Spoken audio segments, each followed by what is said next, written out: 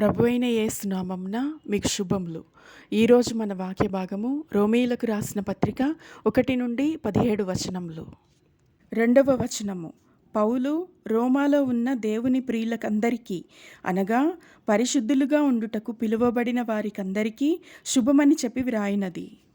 దేవునికి ప్రియమైన వారు ఈ భూమి మీద ఉన్నారా అంటే అవును, ఉన్నారు.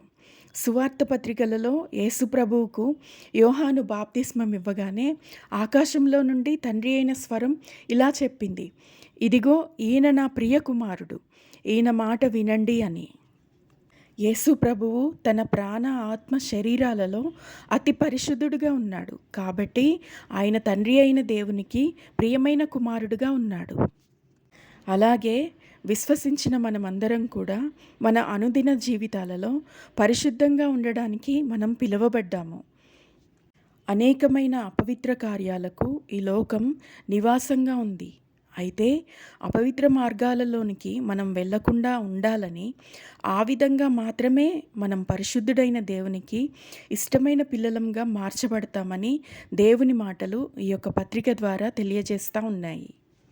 11వ వచనము, మీరు స్థిరపడవలనని అనగా మీకును నాకును కలిగి ఉన్న విశ్వాసము చేత అనగా మనము ఒకరి విశ్వాసం చేత ఒకరము ఆదరణ పొందవలనని. మనం దేవునిలో స్థిరపడాలి అని పరిశుద్ధాత్మ దేవుడు ఈ వాక్యం ద్వారా తెలియజేస్తూ ఉన్నాడు. అయితే దేవునిలో ఆయన యొక్క సంకల్పంలో మనం ఎలా స్థిరపడగలము అంటే, విశ్వాసులమైన మనము ఒకరి విశ్వాసం చేత మరొకరము ఆదరించబడాలి. ఒకరి విశ్వాసాన్ని బట్టి ఒకరము ధైర్యపరచబడాలి. దేవుని యందు మరింతగా బలపరచబడాలి. ఈ విధంగా మాత్రమే మనము దేవుని యందు స్థిరపరచబడతాము అని దేవుని మాటలు తెలియజేస్తూ ఉన్నాయి.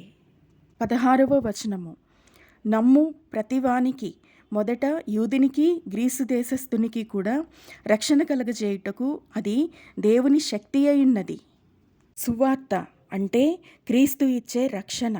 ఈ మాటలో దేవుని శక్తి ఉంది. సువార్త ప్రకటించబడినప్పుడు క్రీస్తు ఇచ్చే పాపక్షమాపణ, రక్షణ, నిత్య జీవాన్ని ఎవరైతే నమ్ముతారో వారు ఎవరైనా సరే, ఏ మతస్థులైనా, ఏ ప్రాంతపు వారైనా, స్త్రీలైనా పురుషులైనా, చిన్నవారైనా పెద్దవారైనా వారు దేవుని చేత రక్షించబడతారు. ఆయన చేత నడిపించబడతారు. ఆయన యొక్క ఉన్నతమైన ప్రణాళికలో చేర్చబడతారు.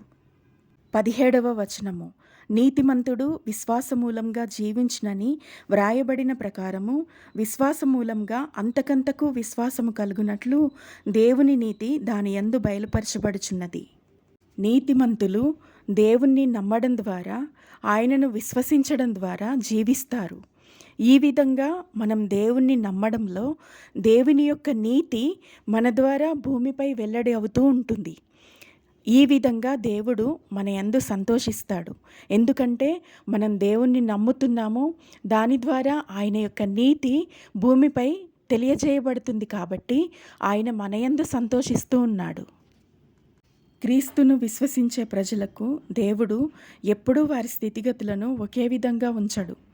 ఆయన మనకు తన యందున్న విశ్వాసాన్ని అనేక రకాలుగా పరీక్షిస్తాడు.